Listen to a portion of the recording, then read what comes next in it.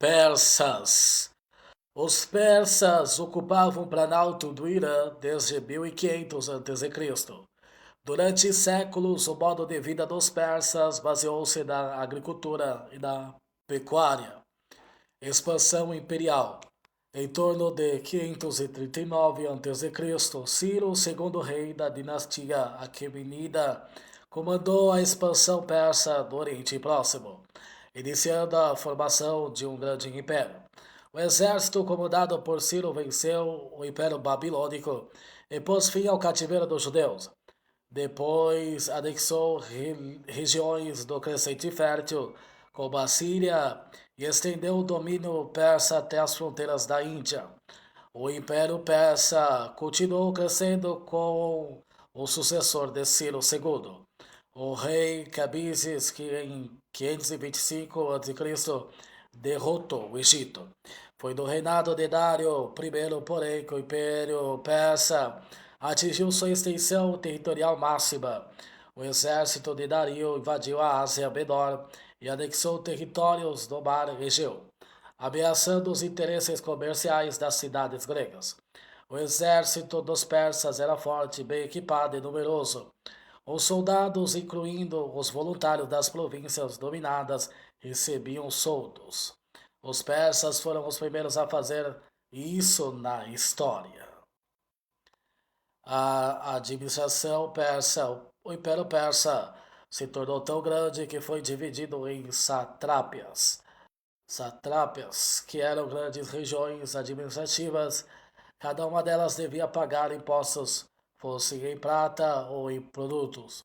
No reinado de Dario I foram cunhadas moedas de ouro e prata para garantir que suas decisões fossem executadas e para fiscalizar as ações de líderes locais. Dario I nomeava funcionários reais conhecidos como os olhos e os ouvidos do rei. Foram construídas várias estradas com destaque para a Estrada Real, que ligava as cidades de Suzã e Sardes, melhorando assim a comunicação e o transporte de mercadorias entre as diversas regiões do Império Persa. A arquitetura era grandiosa, com os palácios reais de Persépolis e Suzã exibindo todo o poder dos Aquemenidas. A queda do Império Persa. Os persas não impuseram seus costumes aos povos conquistados, permitindo que cada um continuasse a praticar sua religião. Por outro lado, cobraram altos impostos, o que levou à revolta de muitas províncias do século VI a.C. O maior desafio, porém, ocorreu no estrangeiro. Os persas haviam atacado colônias gregas na parte oriental do mar Mediterrâneo em 490 a.C. Porém, os gregos reagiram. Com o apoio de Atenas, principal cidade grega, a cidade de Mileto se rebelou contra o domínio persa.